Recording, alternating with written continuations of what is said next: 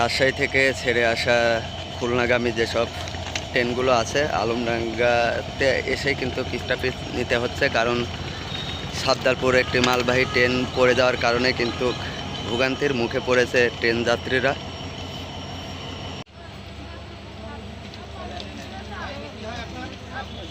কি একটা পরিস্থিতি বা কষ্ট, অসুস্থ মানুষগুলোকে কিন্তু এভাবেই কোলে করে পার করতে হচ্ছে, কারণ যেহেতু স্টপেজ নিয়েছে আউট সাইডে ট্রেনটি।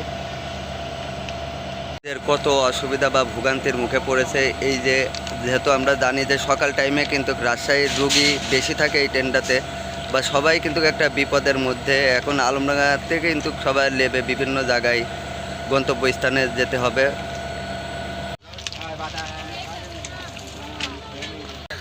সাবদালপুর মালবাহী একটি ট্রেন পড়ে যাওয়ার কারণে কিন্তু খুলনাগামী যেসব ট্রেনগুলো রাজশাহী থেকে বা রাজবাড়ী থেকে ছেড়ে আসছে সেই ট্রেনগুলো কিন্তু আলমডাঙ্গা পর্যন্তই বর্তমান স্টপেজ নিচ্ছে, বা কোনো ট্রেন কিন্তু আলমডাঙ্গার অতিক্রম করছে না।